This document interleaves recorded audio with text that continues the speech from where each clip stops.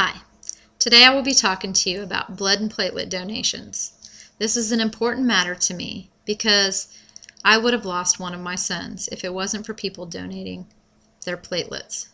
When my oldest son, Damien, was only 11 years old, he developed a fairly common but not so known condition called idiopathic thrombocytopenic purpura, also known as ITP.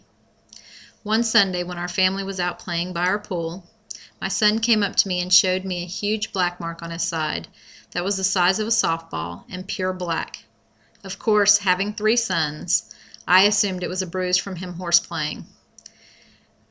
But he swore to me he hadn't done anything that could have caused this. So I drove him to the hospital emergency room with threats of what I would do to him if I had to pay an emergency bill for simple horseplay. I was a little taken aback, however, when we signed in and they skipped us ahead of an entire waiting room full of people. However, you never think that anything major will happen to you or your children, so I blew it off. I became more suspicious, however, when the lab technician came in about a half dozen or so times to draw his blood. I kept questioning why they kept taking his blood, but they just kept giving me excuses that the lab had lost his blood or messed up on it and they needed another sample. After several repeats of this, I became very concerned and frustrated and went straight to the doctor. That was when I was informed that they had been in contact with Sacred Heart Hospital in Pensacola and they had a room waiting for my son. As you can imagine, this came as a big shock to me. Well, as it turns out, Damien had ITP, which I will try to briefly explain to you. Damien had recently had a simple cold or flu, and when his body was fighting off the bad stuff inside, apparently his body got overzealous and was now fighting and killing the good stuff as well. His body was attacking itself and killing off all of his platelets. Platelets are what help your blood clot to keep you from bleeding to death. Damien's body didn't have enough platelets, so anything that caused any bleeding inside or outside of his body would not stop bleeding like it does for most of us. It would just bleed internally until he died. That is why his side was black from the buildup of the blood. As it turns out, a normal body has at least 250,000 platelets. Damien's body, however, only had about 2,000 platelets, and anything under 20,000 platelets was considered in the fatal zone and needed an infusion of platelets. Damien spent many days in Nemours Children's Hospital, which is at Sacred Heart, and he received several platelet infusions over approximately 18 months before his platelet count finally stabilized at what they considered to be a safe zone. I tell you this story because if it wasn't for the donors who gave their platelets, my son would have died. He is now 18 years old and a senior in high school, and he lives a perfectly normal life, all thanks to those wonderful donors. Now let me tell you more about donating blood and platelets, so maybe one day you too can save a life. Most of you probably know at least some about donating blood, but probably haven't heard of platelet donation. I would have never known about donating platelets if it wasn't for Damien's ITP. I will do my best to give you some information about both types of donations, what they entail, and their importance so you can make an informed decision about whether donating is for you. First of all, what are the different types of donations and the differences between them? The 2 types of donations I will talk to you about are whole blood donation and platelet donation. Typically, each donated unit of blood, referred to as whole blood, is separated into multiple components such as red blood cells, plasma, and platelets, and each component can be transfused to different individuals with different needs. Therefore, each donation can be used to help save as many as 3 lives. As for platelet donation, it is done through a procedure called apheresis, where they put a needle into your vein, just like they do when you give whole blood. However, in apheresis, you're hooked up to a machine that draws the blood into you, separates it into its different components, and it only keeps the platelets and returns the rest of your blood back into your body through the same arm.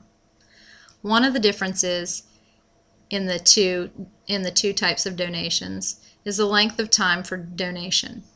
Apheresis, or platelet donation, takes approximately 2 hours, whereas whole blood donation usually takes only about 10 minutes or so. Another difference is that although one whole blood donation can save up to 3 lives, the amount of platelets collected in one apheresis donation is 5 to 8 times more than in a regular donation. Also, platelets are only good for 5 days after the donation is made, whereas whole blood can be stored for approximately 42 days. So if a person is in need of platelets, they must have been donated within the last 5 days or they cannot receive them. The other main difference in these two donations is that your body recovers much faster from apheresis than it does from whole blood donation, which allows you to be able to donate platelets anywhere from every 3 days to 2 weeks, depending on which facility you go to and what their requirements are. Whereas whole blood donations can only be done once every 56 to 57 days. Second, how much blood and platelets is needed, and who is it that needs it? According to data from the National Blood Data Resource Center, U.S. hospitals transfused nearly 14 million units of whole blood and red blood cells to 4.9 million patients in 2001, for an average of 38,000 units of blood needed on any given day. All different types of people from all walks of life need blood.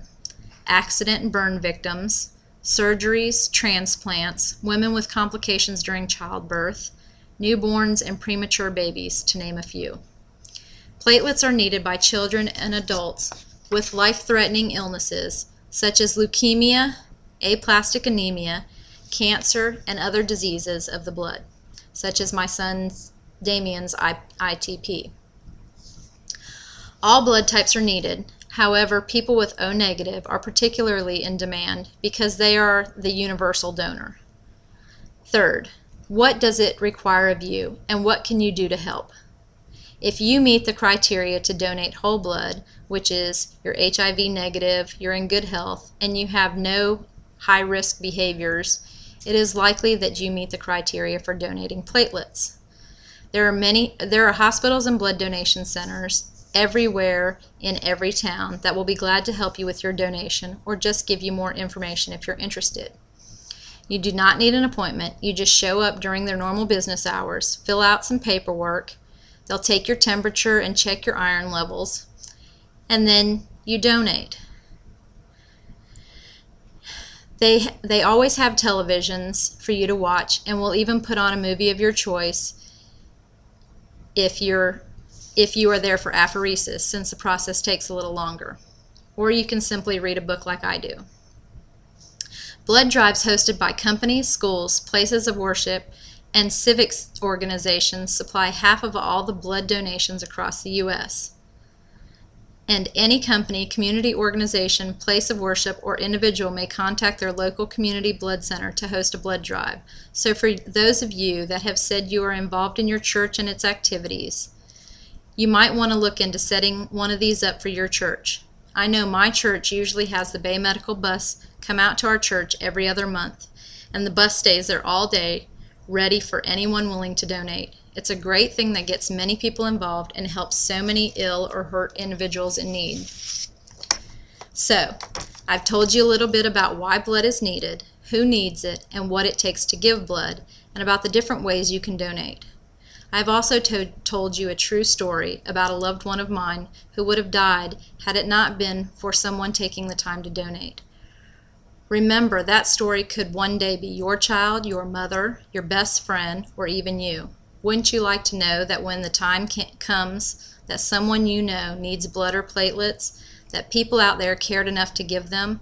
Why don't you become one of those people to give and save a life or many lives? And don't just give once. Give as much and as often as you can, because there are always people in need, and it's just the right thing to do. I never miss an opportunity to donate. I watch the calendar to see when I can donate next, and I just do it. I have never regretted it once, and you won't either.